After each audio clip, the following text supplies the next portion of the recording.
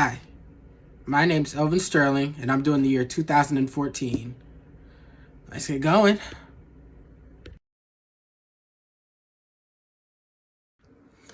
All right, 2014 was a big time for the BLM movement with the deaths of Eric Garner and Michael Brown. They were both black men who were wrongfully accused and slain by police officers, and the country just didn't accept that. So I'm here to talk about the killing of Eric Garner. Eric Garner was a black man from New York that was killed in Staten Island for selling loose cigarettes. He was selling loose cigarettes, and two officers actually approached him to confront him about selling those cigarettes. During that time, they put an illegal chokehold on Eric Garner that had been deemed illegal by the New York City Police Department, from my understanding. From that, he was saying it was like stated nationwide that he was saying, "I can't breathe, I can't breathe." Put your hand behind your back. I can't breathe. I can't breathe. I can't breathe. I can't breathe. When Black Lives Matter actually came on board to protest, that was one of the famous slogans that was across everything. I can't breathe, because that's what he was saying. Indict, convict, send those killer cops to jail. The whole damn system is guilty as hell. Indict, convict, send those killer cops to jail. The whole damn system is guilty as hell. Hands up! Don't shoot! Hands up! Don't shoot! Hands up! Don't shoot! Who do you protect? Who do you serve? Who do you protect? Who do you serve? Who do you protect? Who do you serve? Who do you protect? Who do you serve? I can't breathe! I can't breathe! I can't breathe! I can't breathe! I can't breathe! I can't breathe! I can't breathe! That's right! I can't breathe!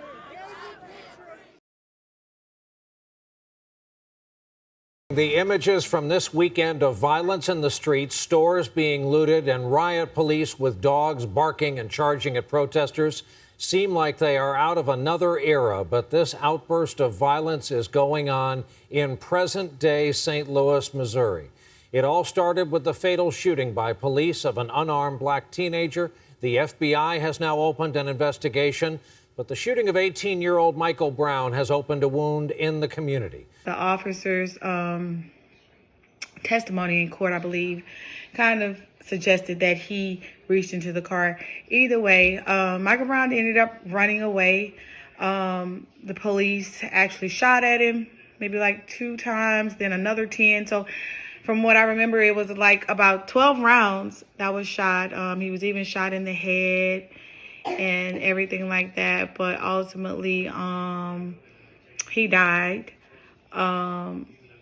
from those injuries, and it went through trial, and there was a team of jurors that was picked, but they ultimately gave Officer Wilson a pass, so he was not indicted for the charges of killing Michael Brown. And so from that, of course, outrage ensued in the streets. People became angry. We got to fight back! Peaceful marches. Brown's mother, Leslie McSpadden, out front, demanding a grand jury charge the officer with her son's murder. Angry standoffs, crowds face-to-face with officers at Ferguson Police Headquarters. Several thousand people from New York to California organized for weeks.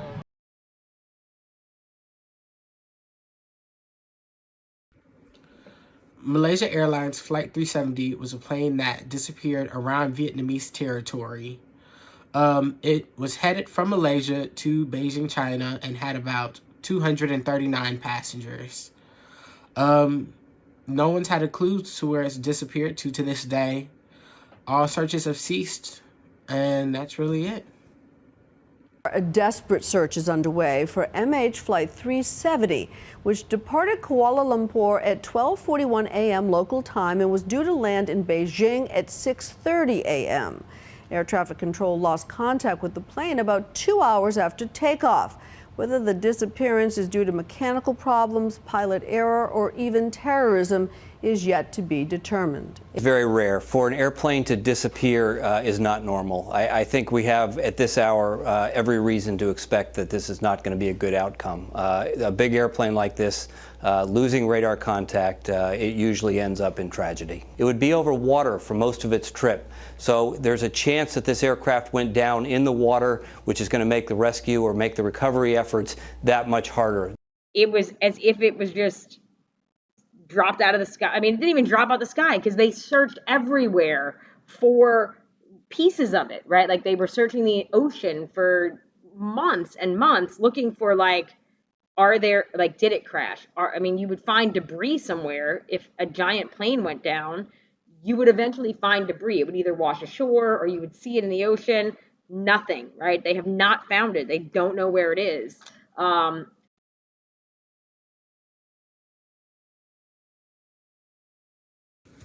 The Cuban thaw was the ending of an over 50-year-long streak of harsh relations between the U.S. and Cuba. President Obama sparked interest in 2014 as he saw the hardships that Cuban citizens had to endure and hoped that America would be able to aid and ease the lives of Cuban citizens. This was the time period from really December of 2014 to June of 2017 that ended a 54-year stretch of hostility between the United States and Cuba. President Barack Obama on December 17th and Cuban leader Raul Castro announced the beginning of the process of normalizing the relationships between Cuba and the U.S. Freed after 5 years in a Cuban prison, American Alan Gross arrived back in the U.S., part of the diplomatic deal that was secret till now. Today, America chooses to cut loose the shackles of the past. President Obama agreed to resume relations with Cuba, broken in 1961. The Castro communist government violated human rights and still does. But I believe that we can do more to support the Cuban people and promote our values through engagement. After all, these 50 years have shown that isolation has not worked. The agreement would see the lifting of some United States travel restrictions, fewer restrictions on remittances, U.S. banks, access to the Cuba's financial system, and many other things. The U.S. would send an ambassador. No tourism yet, but U.S. businesses could go and make billions. Cuba promises freer phone and internet connections that Alan Gross fought for. This was met with harsh backlash from Cuban citizens who had escaped to the U.S.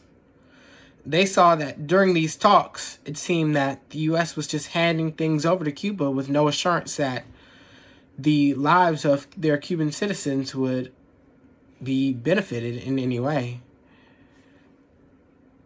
But Castro is the winner, charged Republican lawmakers like Cuban-American Marco Rubio.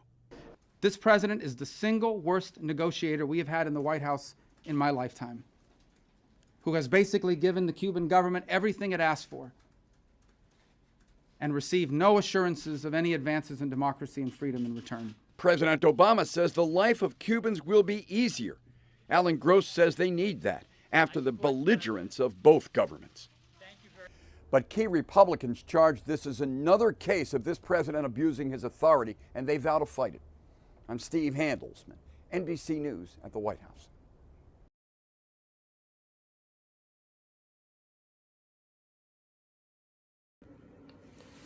The African Ebola outbreak was situated in Western Africa, primarily in Guinea, Liberia, and Sierra Leone. It affected 28,000 people, killing 11,000, and had a mortality rate of over 40%. About Ebola, obviously, I remember hearing that it was mostly impacting Africa, but that it had the potential to be a pandemic. This is incredible. You know, seeing a truck cart away 10 bodies of people who died from Ebola, I can't imagine what someone is thinking who has arrived there for treatment. You know, it's the gates of hell, going into that treatment ward and knowing that the odds are you're going to come out in a body bag. Ultimately, I think we ended up with only 3 Ebola cases in the United States.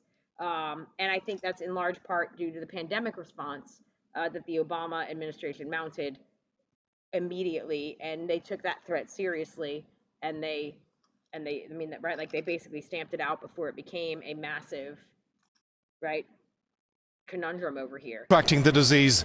The British Foreign Secretary spoke after an emergency government meeting about the virus.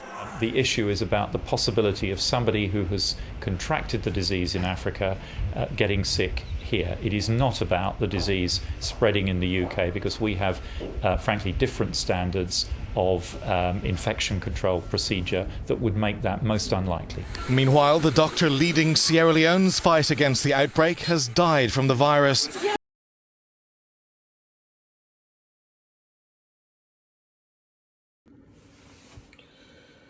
The Ice Bucket Challenge was a campaign used to support the research of ALS, also known as Lou Gehrig's disease.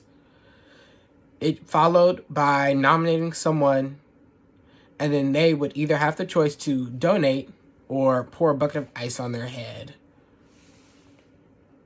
Boy, and I'm going to talk to you guys a little bit about the Ice Bucket Challenge, which was a viral social media campaign. I believe it started back in 2014, and the cause was originally for ALS, but now which is Lou Gehrig's disease, if you don't know what that is.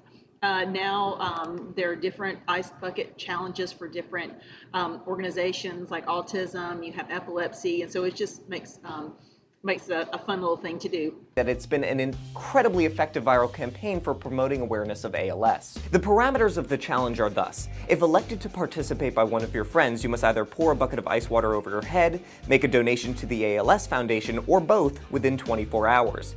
Video of this ritual is then published on Facebook for any and all to see. Since the challenge has gone viral, the ALS Association said they received over $14 million in donations compared to only $1.7 million during the same time period last year. It's great to see an internet challenge that's for a good cause and actually making a difference, especially after some other internet challenges that